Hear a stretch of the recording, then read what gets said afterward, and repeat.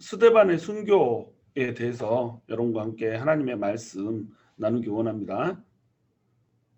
지금 스데반은 예수님을 변론하다가 자유민들의 손에 붙들려서 공회에 잡혀갔고 공회에서 기소를 받아서 이제 재판을 받고 있는 중에도 자기 자신을 변호하는 것이 아니라 예수 그리스도가 하나님이라고 하는 사실을 변호했으며 또한 성경과 율법에 집착하는 유대인들에게 구원은 성경과 율법에 의해서 이루어지는 것이 아니고 언약을 붙드는 믿음에 의해서 얻는 것이다 라고 하는 것을 얘기를 해주고 있어요. 그러면서 예수 그리스도가 우리가 붙들어야 될 바로 그 언약이다 라고 하는 말씀을 전한 것입니다. 그 말씀을 들은 유대인들은 스데반의 완벽한 논리에도 불구하고 스데반의 말을 듣지 않고 오히려 이를 갈며 또 분노하는 이런 장면을 우리가 목격할 수가 있었어요. 그래서 이를 갈면서 이제 스데반을 돌로 쳐서 죽이려고 하는 이런 장면 앞에서 스데반은 반대로 성령 충만한 모습을 보여줍니다. 55절을 보시면 스데반이 성령 충만하여 하늘을 우러러 주목하여 하나님의 영광과 및 예수께서 하나님 우편에 서신 것을 보고 라고 기록되고 있죠. 스데반은 죽는 순간마저도 성령 충만하였어요. 그들 앞에서 돌로 쳐서 자신을 죽이려고 하는 유대인들 앞에서 그는 성령 충만함을 잃지를 않았어요. 죽음마저도 끊을 수 없는 성령 충만함이 바로 스데반에게 있었던 거죠. 그러니까 스데반이 얼마만큼 성령으로 충만하였고 하나님의 그 이끌림을 받는 사람이었는지 우리가 익히 이제 볼 수 있는 이런 장면인 거죠. 그러니까 스데반이 하늘을 우러러 주목할 때 그 하늘에서 하나님의 영광이 임하는 것을 스데반은 보았어요. 그리고 예수님께서 하나님 우편에 서신 것을 스데반은 보았습니다. 스데반은 사람이 감히 볼 수 없는 장면을 지금 죽기 전에 목격하고 있는 겁니다. 하나님께서 스데반의 눈을 열어서 하나님의 영광을 볼 수 있도록 그리하여서 이 영광스러운 죽음을 맞이할 수 있도록 지금 돕고 계신 거예요. 그리고 예수님께서는 하나님 우편에 서 계셔요. 하나님의 영광을 보는 것, 이것은 살아있는 사람은 보기 힘든 광경이거든요. 근데 하나님께서 마지막 스데반이 가는 그 발걸음에 가장 강력한 지금 도움을 주고 계시는 겁니다. 하나님의 영광을 볼 때 세상 것은 아무것도 아닌 것이 돼버리거든요. 하나님의 영광을 볼 때 감히 이 세상에서 사람을 두렵게 할 만한 것은 없어져 버리거든요. 하나님의 영광이 임해버리면 그 하나님의 영광이 너무나도 거룩하고 너무나도 황홀한 것이기 때문에 그 영광 앞에서 세상에 목숨을 위협하는 그러한 존재들조차도 눈에 보이지 않는다는 겁니다. 그것이 하나님의 영광이라는 거죠. 그 영광을 한 번만 볼 수 있다면 이 세상에서 목숨을 부지하는 것, 이 세상에서 살아가는 것 이런 것들이 아무런 의미가 없게 돼버린다는 거죠. 하나님께서 바로 하늘을 여시고 성령 충만한 스데반에게 눈을 열어서 하나님의 영광을 볼 수 있게 이렇게 해주는 겁니다. 근데 예수님께서 지금 하나님 우편에 계시죠. 하나님의 우편에 계시다라고 하는 표현은 예수님께서 곧 하나님이다라고 하는 것을 얘기해 주는 거예요. 하나님의 우편에 계시다 그 말은 하나님이 계시고 하나님 오른쪽에 예수님이 서 계시고 이렇다는 얘기가 아니고 예수님 자신이 하나님이시라는 말입니다. 우편의 자리라고 하는 것은 왕의 우편에 앉았다 그러면 그 사람 역시 왕이다 이런 뜻인 거예요. 그 사람이 왕권을 가졌다 이런 뜻인 거예요. 마찬가지로 하나님 우편에 서 계셨다 이 말은 예수님께서 곧 하나님이셨다 이 말입니다. 하나님이신 예수님이 지금 스데반의 죽음 앞에서 앉아 계실 수가 없는 거예요. 우편에 서 계시는 거예요. 언제나 성경은 예수님이 하나님 우편에 앉으셨다라고 얘기하지 하나님 우편에 서 계셨다라고 얘기하지 않습니다. 그런데 예수님께서 지금 스데반의 죽음 앞에서 하나님 우편에 서서 스데반을 쳐다보고 있는 겁니다. 주님은 스데반이 마지막 예수님을 위해서 죽는 그 장면 앞에서 도무지 앉아 계실 수가 없었어요.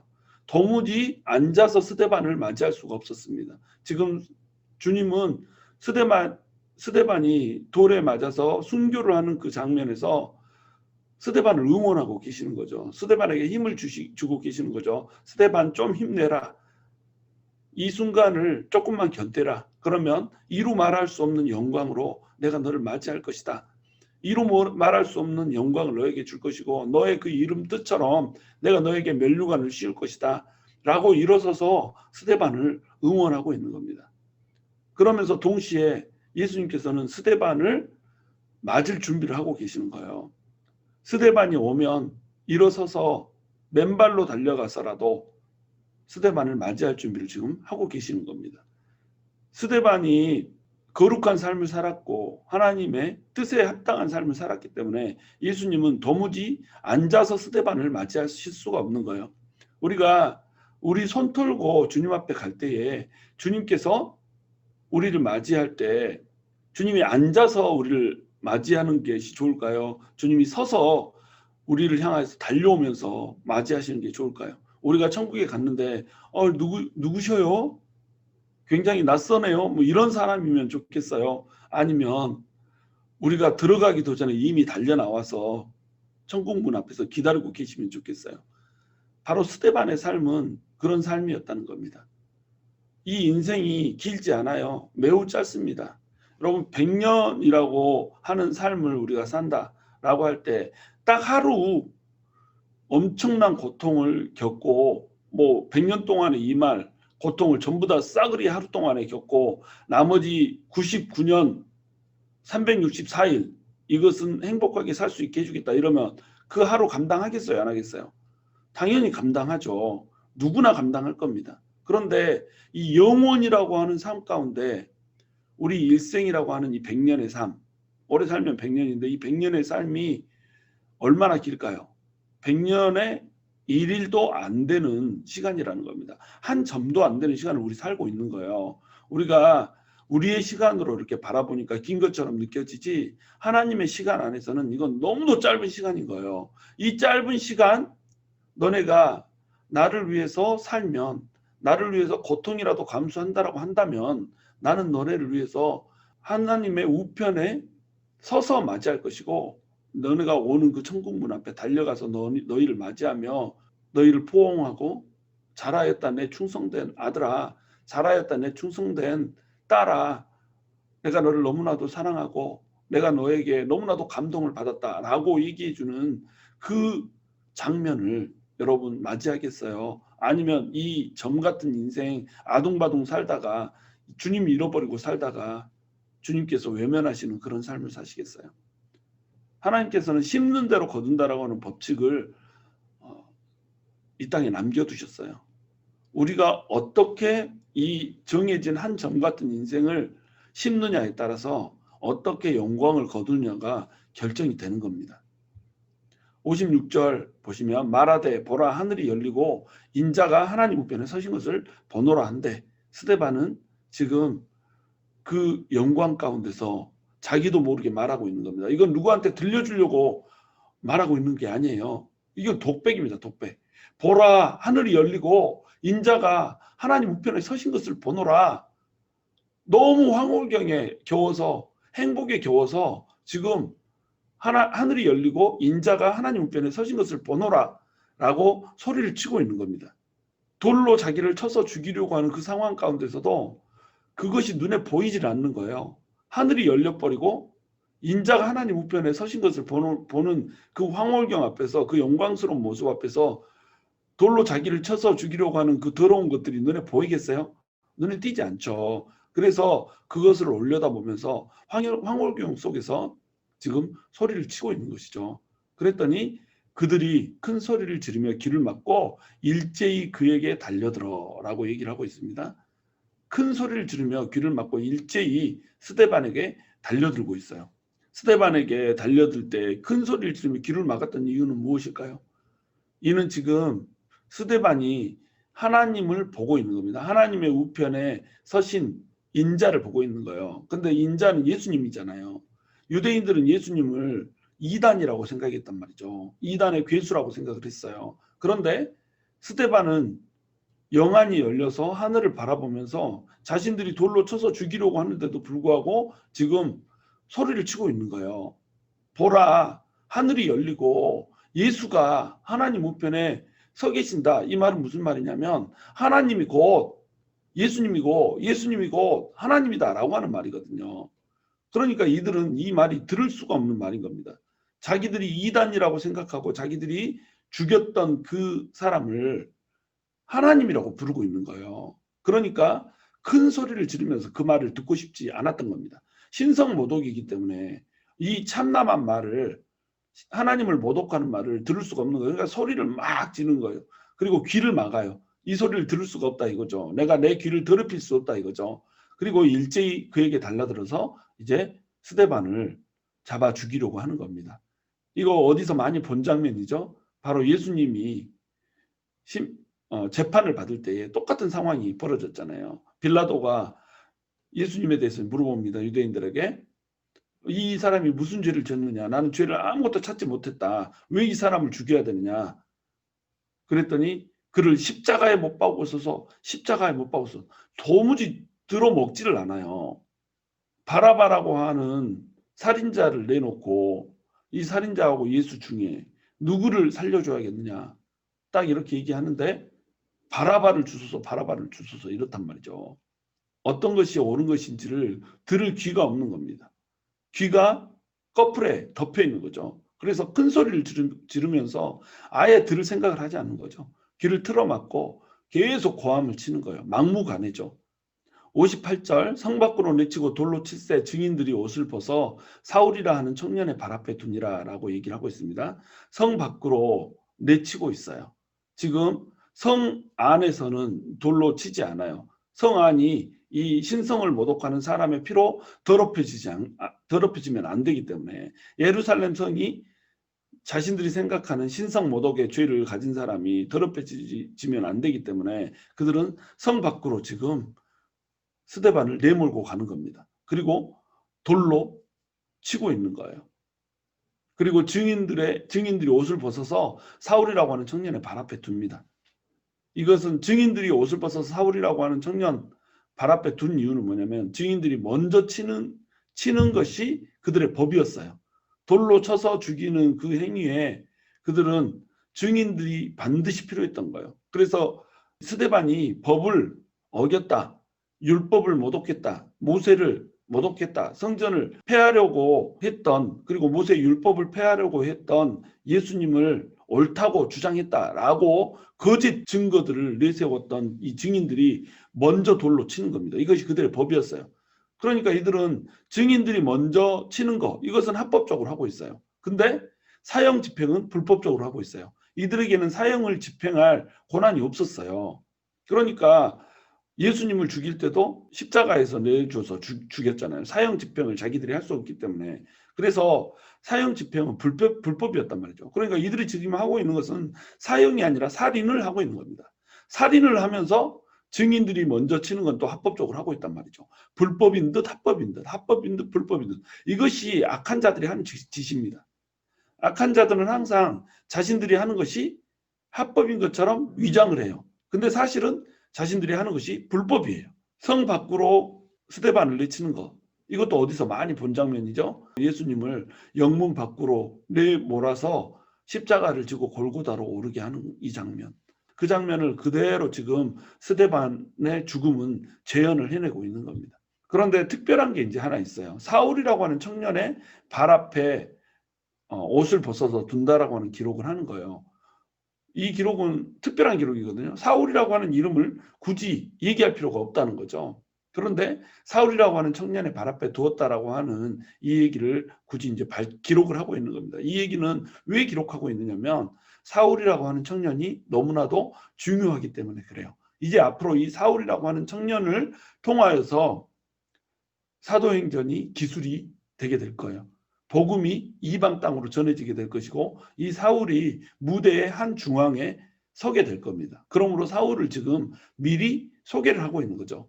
예수님을 핍박했고 예수 믿는 자들을 핍박했고 당시에 가장 거룩한 자 중에 한 명이었던 스데반을 돌로 쳐 죽이는 그 현장에서 스데반을 목격했던 사울이라고 하는 사람을 지금 소개를 하고 있는 거죠. 사울은 이런 사람이었다.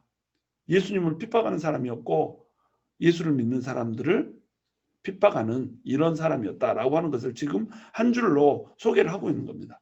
스데반의 죽음이라고 하는 것, 여기에 초점이 가 있는 게 아니라 복음이 어떻게 흘러가고 있는가라고 하는 것에 초점이 가 있는 거예요.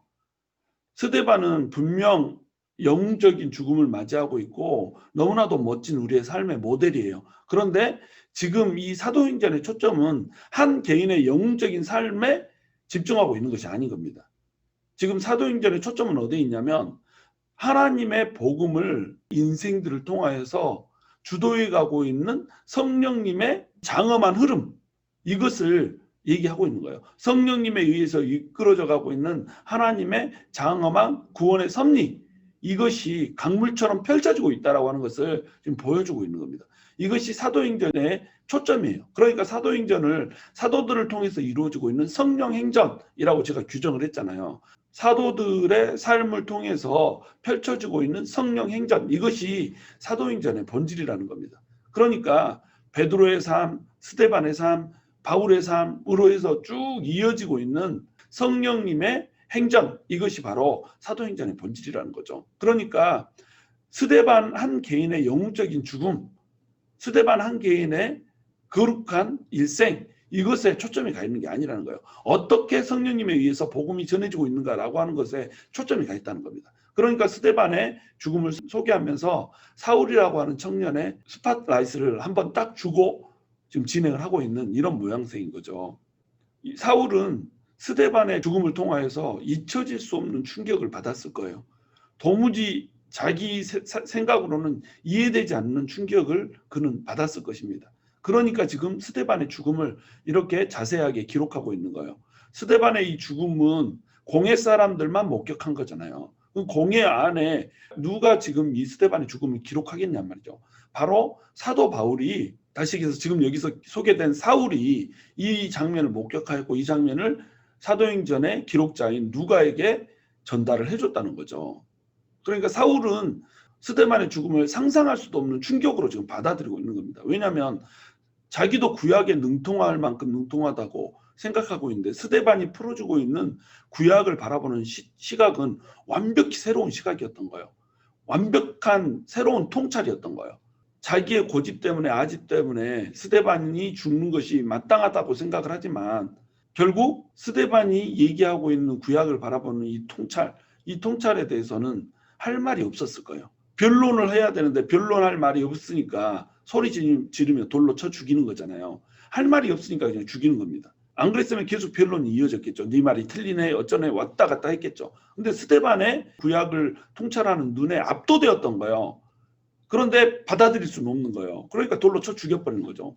더 이상 옳은 소리 하지 말라 이거죠. 우리 논리를 깨트리지 말라 이거죠. 그리고 스데반은 죽으면서까지 천사 같은 얼굴, 공의 앞에 서면서도 천사 같은 얼굴, 성령 충만한 얼굴, 이 얼굴을 잃지를 않았어요. 어떤 사람이 죽음 앞에서 천사 같은 얼굴을 합니까? 어떤 사람이 수많은 사람들이 둘러싸고 위협하는 가운데 천사 같은 얼굴을 할 수가 있습니까? 사울에게는 이것이 충격이었을 거예요. 도대체 이 사람은 누구이길래, 도대체 이 사람 뒤에는 무엇이 있길래 죽음도 넘어서는 천사 같은 얼굴을 하고 있는가? 그리고 이는 영적인 세계를 바라보는 영안이 있었어요. 아니 눈을 열어서 하나님의 영광을 본다네. 하늘이 열렸다네. 하늘이 열린 곳에 비록 자기들이 신성모독이라고 여기지만 하늘이 열린 채 예수님이 하늘의 우편에 선 것을 본다네. 자기는 한 번도 본 적이 없는 이 영적인 세계, 이 세계를 보는 영안이 있는 것. 이것도 역시 충격으로 다가오는 거죠. 그것보다 이제 더 충격이었던 것은 뭐냐면 죽으면서도 용서를 하는 거룩함이 있었던 겁니다. 스데반이 죽으면서도 이들의 죄를 사하소서라고 얘기를 한단 말이죠. 어떻게 이럴 수가 있냔 말이죠. 또한 자기 영혼을 자기 주인에게 맡기는 그 당당함이 있었단 말이죠. 예수여 나의 영혼을 받으소서. 자기 생명을 앗아가는 것은 사람들이지만 자기 영혼을 자기 주인에게 맡겨버린단 말이죠. 이 당당함이 도대체 어떻게 나올 수 있느냐. 이것들을 바라보면서 사울은 잊혀질 수 없는 충격을 가졌을 거라는 거죠. 그래서 사울은 나중에 예수님을 믿고 회심했을 때 내가 죄인 중에 괴수라고 자신을 고백해요. 죄인 중에 괴수라고 자신을 고백했던 이유, 이것은 예수 그리스도를 믿는 사람들을 핍박했기 때문에 그래요. 그 핍박했던 대상자들 중에 가장 큰 충격을 줬던 사람이 누굴까요? 바로 스데반이었던 겁니다. 그래서 스데반의 설교에서부터 시작해서 스데반의 순교의 장면을 일처럼 구체적으로 기록을 해주고 있는 거예요.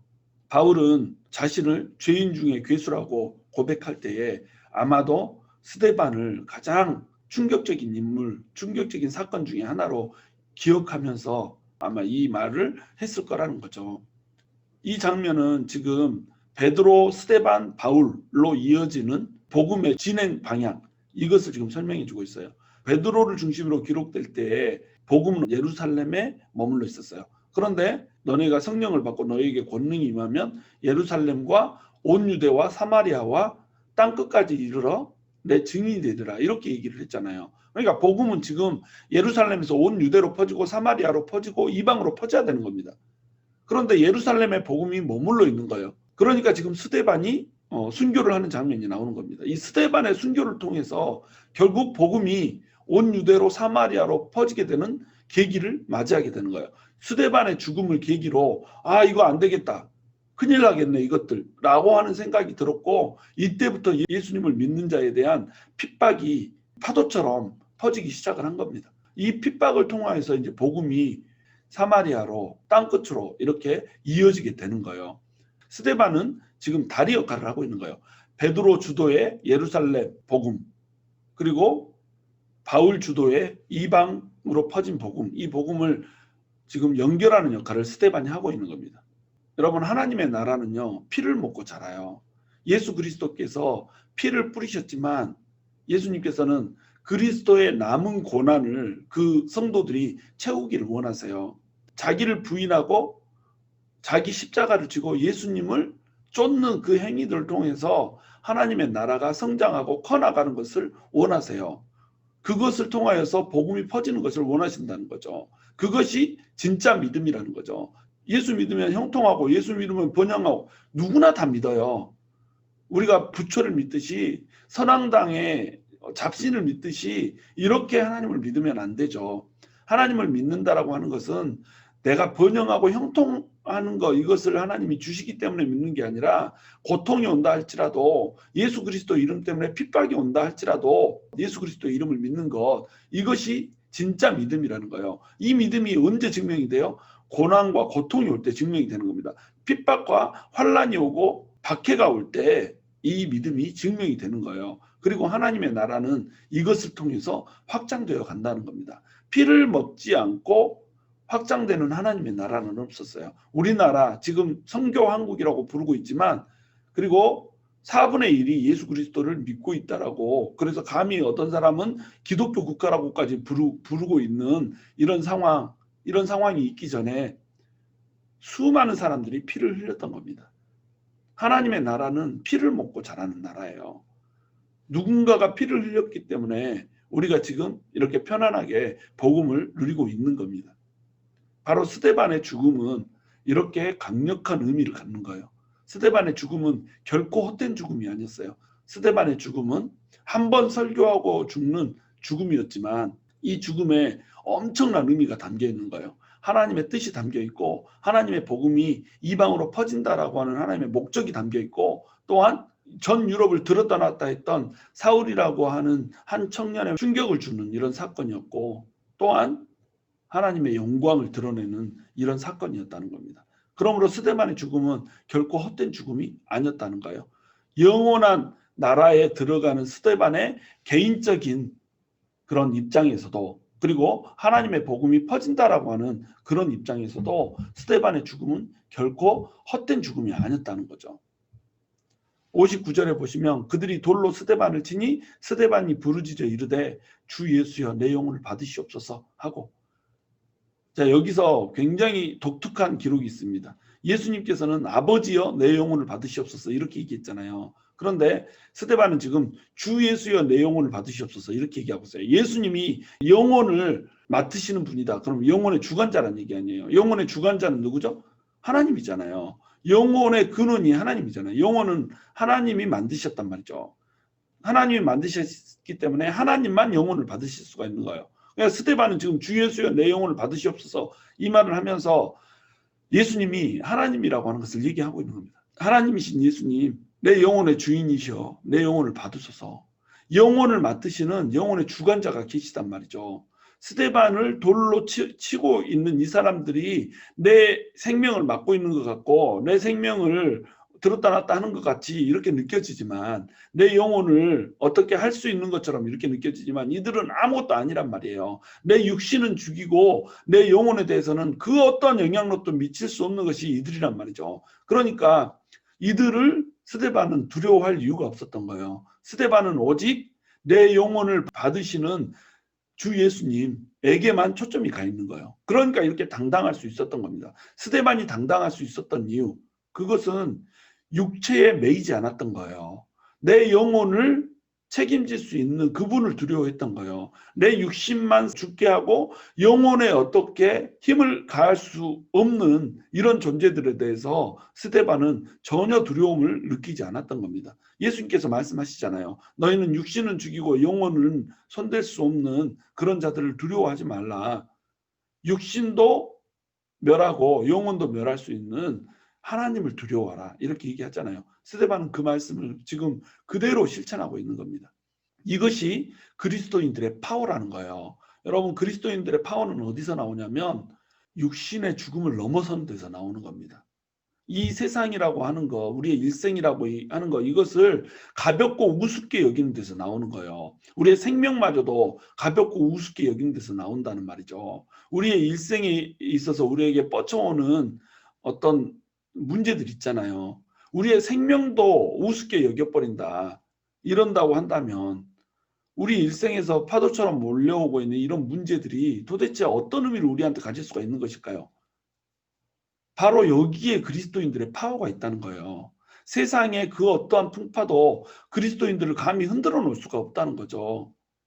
그런즉 누가 우리를 그리스도 예수 안에 있는 사랑에서 끊으리요? 핍박이나 환난이나 공고나 위험이나 적신이나 칼이나 우리를 예수 그리스도에 있는 하나님에 대한 사랑에서 우리를 끊을 수가 없다는 겁니다. 왜? 우리가 우리의 영혼을 책임지시는 그분에게 붙들려 있기 때문에 그 어떤 것도 하나님을 향한 사랑에서 우리를 끊어낼 수가 없다는 거예요. 그것이 그리스도인들이 갖는 파워예요. 이것이 우리의 간증이 돼야 된다는 거죠. 예수 믿었더니 나 대통령 만들어줬어요. 예수 믿었더니 돈다발이 떨어졌어요. 이런 간증, 물론 훌륭한 간증이죠. 하나님이 함께 해주신 간증이기 때문에 훌륭한 간증이에요. 그러나 예수 안 믿고도 돈 버는 사람 많고 예수 안 믿고도 대통령 되는 사람 많아요. 하나님을 심지어 대적하면서도 가장 높은 자리에 오른 사람 많아요. 우리의 간증은 거기에서 힘을 받는 게 아닙니다. 우리의 간증은 세상이 어찌할 수 없는 믿음일 때 힘을 받는 거예요. 위험이 오는데, 칼이 오는데, 돌을 들고 나를 치려고 하는데, 그럼에도 불구하고 우리의 영혼을 성령 충만하여서 천사 같은 얼굴로 하나님한테 맡겨버리는 이 모습 때문에 세상은 충격을 받는 거예요. 이것이 우리가 갖는 파워라는 거죠. 스데반이 이 파워를 가졌던 겁니다. 스데반은 60절에 무릎을 꿇고 크게 불러 이르되 주여 이 죄를 그들에게 돌리지 마옵소서, 이 말을 하고 자니라, 이렇게 기록하고 있습니다. 누구를 향해 무릎을 꿇고 있을까요? 왜 무릎을 꿇고 있을까요? 돌로 쳐서 죽이는 사람들 앞에서 무릎을 꿇었을까요? 아니에요. 하늘이 열리고 하늘에 하나님의 영광이 보였던 겁니다. 하나님 앞에서, 그리고 하나님의 보좌의 우편에서 서서 자신을 맞이하는 예수님을 보고 그는 무릎을 꿇지 않을 수가 없었어요. 예수님의 그 영광, 하나님의 그 영광이 너무나도 거룩하고 황홀했기 때문에 그는 무릎을 꿇을 수밖에 없었던 겁니다. 자기 영혼의 주관자인 예수 앞에서 무릎을 꿇고 크게 외치면서 불렀던 거예요. 주여 이 죄를 그들에게 돌리지 마옵소서.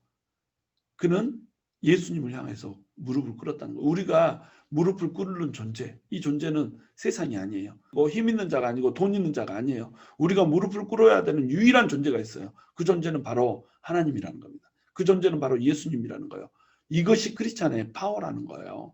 그 누구 앞에도 무릎을 꿇지 않는, 오직 우리 주님 앞에서만 무릎을 꿇는, 이것이 크리스찬의 파워라는 거죠. 이 파워가 우리 가운데 있어야 된다는 거죠. 이 파워가 있었기 때문에 스데반은 세상이 흉내낼 수 없는 가장 아름다운 외침을 지금 하고 있는 거예요. 주여 이 죄를 그들에게 돌리지 마옵소서. 세상 어떤 사람이 자기를 돌로 쳐서 죽이는 사람에게, 그것도 거짓 증인을 세워서 죽이는 사람들에게, 그것도 억울하게 돌을 던져서 죽이는 사람들에게, 그것도 사형이 아닌 살인을 집행하고 있는 그 자들에게 이 죄를 그들에게 돌리지 마옵소서라고 하는 기도를 합니까? 아무도 이런 기도를 할 수가 없는 거예요. 그런데 스데반은 자기가 무릎을 꿇어야 될 유일한 존재, 예수 그리스도, 이분만이 자기 위에 있는 거예요.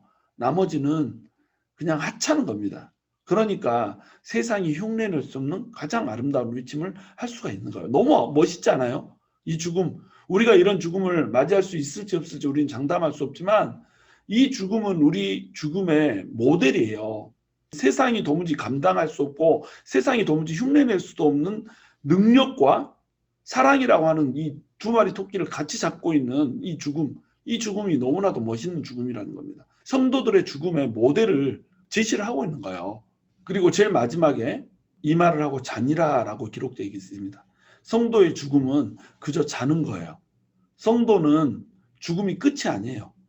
그저 일시적으로 자고 깨는 겁니다. 성경은 죽는 것을 자는 것으로 비유를 하거든요. 특별히 믿음의 경주를 다한 성도들의 죽음을 다룰 때는 그냥 잔다라고 얘기해요.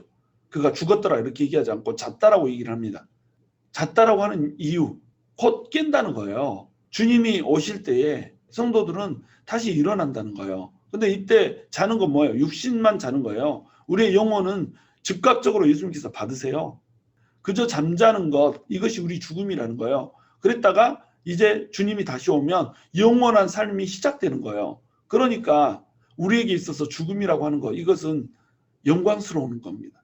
가장 영광스러운 것이 아마 죽음일 수 있어요. 왜냐하면 우리의 육체라고 하는 장막을 벗고 새로운 영원한 인생, 영광스러운 인생을 시작하는 포인트가 바로 성도의 죽음이기 때문에 그래요. 성도에게 있어서 그저 죽음이라고 하는 것은 자는 것일 뿐이라는 거예요. 그러니까 죽음이 두렵지가 않은 거예요. 이것이 성도 된다는 것의 매력이에요. 세상은 죽음을 두려워해요. 세상은 죽음 앞에서 벌벌 떨어요. 죽고 나면 이것이 끝나버릴지, 죽고 나면 내세가 있어서 심판을 받게 될지, 천국같이 지옥같이, 과연 천국은 있을까, 지옥은 있을까?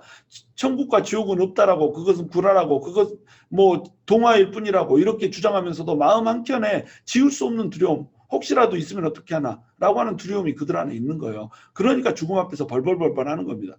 그러니까 죽음 앞에서 슬퍼하고 죽음 앞에서 주체할 수 없는 그런 공포를 느끼는 거예요. 그러나 크리스찬은 죽음을 그렇게 여기지 않는다는 겁니다. 크리스찬은 죽음마저도 가벼운 거예요. 죽음마저도 새로운 관문일 뿐이라는 거예요. 이것이 크리스찬의 파워입니다. 여러분, 그러므로 우리에게 있어서는 삶의 길이가 아니라 삶의 질이 중요해요. 얼마나 오래 사는가 이거 중요하지 않아요. 우리가 벽에다 똥 바르고 그거 뜯어먹을 때까지 사는 거 그건 뭐 중요하겠어요. 어떻게 살았는지가 중요하다는 겁니다. 이 삶, 주어진 삶, 일시적인 삶 가운데 얼마나 우리가 파워 있게 하나님의 영광 드러내면서 살았는지, 얼마나 하나님이 원하시는 삶을 살았는지, 이것이 우리에게 중요하다는 거예요. 그러니까 우리의 인생의 목적은 뭐가 돼야 돼요? 예수를 닮아가는 것. 이것이 우리 인생의 목적이 돼야 된단 말이죠. 우리 인생에서 얼마나 많은 것들을 누릴까, 얼마나 많은 풍요와 번영을 누릴까, 얼마나 우리가 멋지고 떵떵거리면서 살아갈까, 얼마나 높은 자리에 오를까. 이것이 우리 인생의 목적이 아니란 말이죠. 그 목적을 달성하기 위해서 예수님을 이용해 먹고 예수님한테 간구하며 나아가는 이런 삶이 우리 인생의 목적이 아니란 말이죠. 우리 인생의 목적은 예수를 닮아가는 겁니다. 예수님처럼 되는 거예요. 스데반이 바로 예수님처럼 되는 그런 삶을 살았던 거예요. 스데반은 예수님과 너무 닮았어요. 공회에 잡혀가서 재판받는 거, 거짓 증인에 참소받는 거, 성문 밖에서 처형받는 거, 이런 것까지 닮았잖아요. 그런데 더 중요한 것, 영혼을 자기 영혼의 주관자에게 맡기는 거. 죽으면서도 자기 영혼의 주관자에게 자기 영혼을 맡기잖아요. 그러면서도 죄를 사해달라는 기도를 하는 거. 그 용서의 기도. 세상에서 자기를 죽이는 자들, 이것이 자기에게 아무것도 아닌 거예요. 왜? 이제 자기는 영원한 생명을 하나님의 영광 가운데서 같이 누리게 될 텐데 이 땅에서 한 점 같은 이 삶 가운데서 나를 돌로 쳐서 죽이는 그 사람들, 이거 하나 미움 갖는 게 무슨 중요한 문제겠어요? 아무 문제가 안 되는 겁니다. 지금 영원한 영생을 누리는데 나 한번 찌른 거 이거, 여러분 100년 동안 내가 행복하게 해주는데 오늘 하루 누군가 와가지고 나한테 싸대기 한번 날린 거 이거 나한테 문제가 되겠어요? 억울하게 나한테 막 헛소문 퍼뜨리고 이런 사람이 문제가 되겠어요? 안 돼요. 99년 행복하게 사는데 단 하루 그거 고통받게 하는 이 사람이 뭐가 문제겠어요? 아유 불쌍한 것. 이 사람 죄도 좀 사해 줬으면 좋겠습니다. 지옥불에 떨어질 이 사람, 하루나 공격하고 지옥불에 떨어질 이 사람 좀 행복하게 해줬으면 좋겠습니다. 이 기도하지 않겠어요? 스데반이 바로 이 인식을 가졌다는 거예요. 영원한 생명을, 하나님의 영광, 이게 눈에 보여버린 겁니다. 그러니까 죄를 사해달라는 기도를 한 거예요. 스데반은 5가지로 충만했어요. 지혜로 충만했고, 은혜로 충만했고, 믿음으로 충만했고, 권능으로 충만했고, 성령으로 충만했어요. 이 사람의 삶 자체는 그야말로 면류관이라고 하는 자기 이름값을 하는 삶이었다는 거죠. 이름에 걸맞는 삶을 살았어요. 스데반이 면류관이라는 뜻이라고 그랬잖아요. 면류관이라고 하는 이름에 걸맞는 삶을 지금 이 사람은 살아내고 있는 겁니다. 우리가 바로 이런 삶을 살아야 한다는 거예요. 이 멋진 삶을 우리도 살아야 된다는 거예요.